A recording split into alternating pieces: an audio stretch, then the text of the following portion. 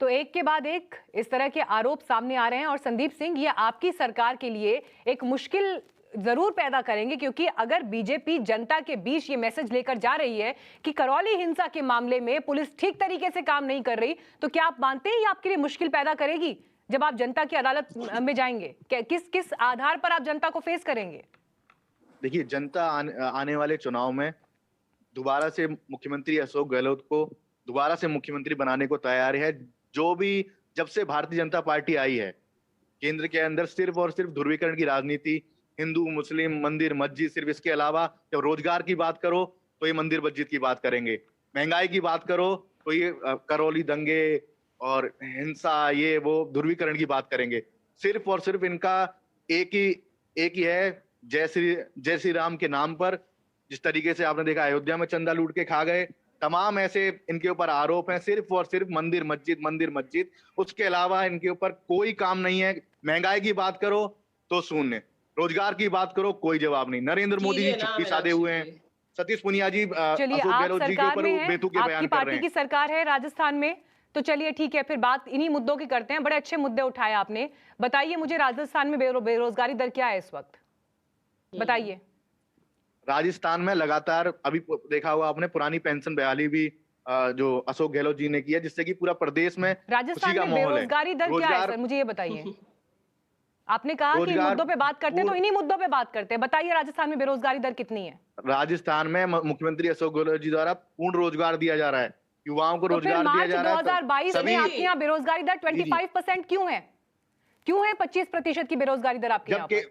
जब केंद्र पे सवाल किया जाता है तो उल्टा विपक्ष पे सवाल कर दिया जाता है। जब केंद्र पे सवाल किया जाता, जब आप बताइए ना क्यों नरेंद्र मोदी रोजगार देने में असफल हैं? अपनी सरकार पर भरोसा करिए। क्यों नरेंद्र मोदी रोजगार देने में असफल हैं? मैं राजस्थान के नंबर पूछ रही हूँ आपसे। जब करौली हिंसा की, राजस्थान पे डिबेट हो रही है, राजस्थान पे बात हो रही है। जिस दिन भारत पर, संपूर्ण भारत पर केंद्र सरकार पर बात होगी, उस दिन ये बिंदु बोलिएगा, उस दिन इस तैयारी के साथ आइएगा। मुझे बताइए, महिलाओं के खिलाफ अपराध को लेकर राजस्थान किस नंबर पर है? देखिए, महिलाओं के खिलाफ मामलों में राजस्थान किस नंबर पर है? बताइए, एनसीआरबी के आंकड़े क्या हैं? महिलाओं के खिलाफ अपराध हो, चाहे कोई भी मामले का उत्पीड़न हो, हर तरीके से मुख्यमंत्री अशोक गहलोत संपूर्ण कार्रवाई आरोपियों पे कर रहे हैं। आरोपी जेल जा जाते हैं। उत्तर प्रदेश की योगी आदित्यनाथ सरकार की तरह नहीं है कि आरोपी खुले घूम रहे हैं। संदीप जी, आपको इस वक्त पूरा देश सुन रहा है।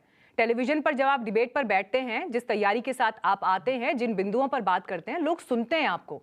आपने पहले मुद्दा उठाया कि बात करिए बेरोजगारी की, बात करिए मुख्य मुद्दों की। मैंने मुख्य मुद्दों पर आपसे सवाल किया तो आप भागने लगे। आपने कहा कि मोदी सरकार की बात करिए। राजस्थान में सरकार आपकी है, आपके पास आंकड़े नहीं है, उसकी जानकारी आपको नहीं है।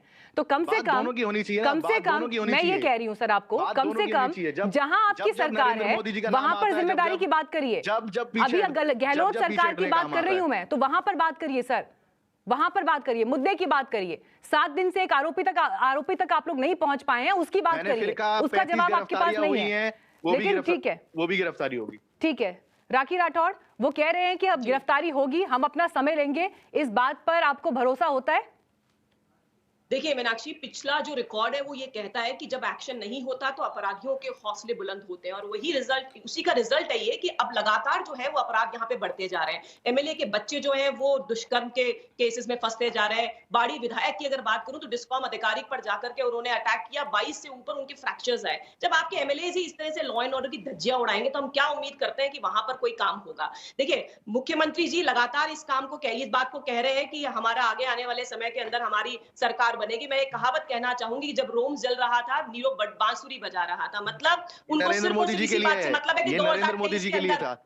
देखिए संदीप जी, जब आप बोलोगे ना, आपकी बात का पूरा जवाब देती हूँ, बिना तैयारी के आते हो आप। आपको मालूम नहीं बेरोजगारी दर क्या है? आपको मालूम नहीं डीजल पेट्रोल के रेट यहाँ पे राजस्थान में क्या, राजस्थान में बिजली इतनी महंगी क्यों है? इसका जवाब आप नहीं देंगे। आपको ये मालूम नहीं है कि जो मतलूब था उसको कांग्रेस सरकार का को समर्थन दिया है। आपको जानकारी नहीं है और बिना जानकारी के आप लोग डिबेट में आते हैं। उसका समर्थन था और इसीलिए आप हर बार हिंसा के मामले में कांग्रेस को जोड़ना भारतीय जनता पार्टी की पुरानी राजनीति है। भारतीय जनता पार्टी की पुरानी राजनीति है हिंसा में कांग्रेस को फंसाना। कांग्रेस के, देखो कांग्रेस ने देश बनाया नहीं, लेकिन राखी, देश बचा के भी लेके जाएगी। लेकिन ठीक है राखी, मेरा सवाल आपसे ये है कि दंगों को लेकर जी। जब बात होती है तो दंगों का इतिहास तो राजस्थान में पुराना रहा है, और जब आपकी सरकार थी, वसुंधरा राजे की सरकार थी, तो दंगे तो उस समय भी इस तरह से हुए थे, बल्कि कुछ साल तो ऐसे हैं जहां पर 400 पार नंबर था दंगों का एक साल में।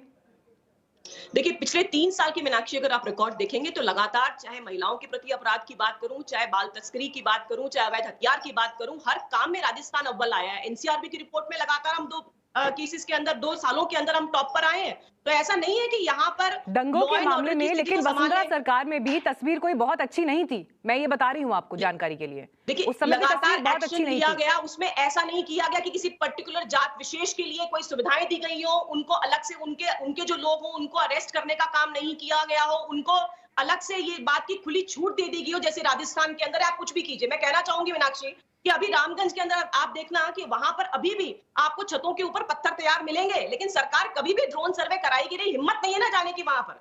सरकार अपीजमेंट के लिए इतने हद तक, इतनी आगे तक जा चुकी है कि मुस्लिम समुदाय के लोगों को पकड़ने का, उनको अरेस्ट करना, उन पे एक्शन लेने का काम, वो हिम्मत जो है वो कांग्रेस सरकार की नहीं हो सकती, क्योंकि यूपी चुनाव में कांग्रेस ने, यूपी में मुस्लिम्स ने कांग्रेस को वोट नहीं दिया, तो उसीलिए उस चुनाव की तैयारी के लिए ही कांग्रेस ये काम कर रही है। अदरवाइज देखिए, जहां तक ये बीजेपी की बात करते हैं, मैं तो कहती हूँ लॉ एंड ऑर्डर की स्थिति संभालना राजस्थान में कांग्रेस का काम है। कांग्रेस क्यों नहीं ऐसा संभाल लेती है इसको अच्छे तरीके से कि दंगे हो ही ना, लेकिन लगातार ऐसे इंसिडेंट्स हो रहे हैं, उन पे एक्शन नहीं हो रहा, बड़ी बात ये है।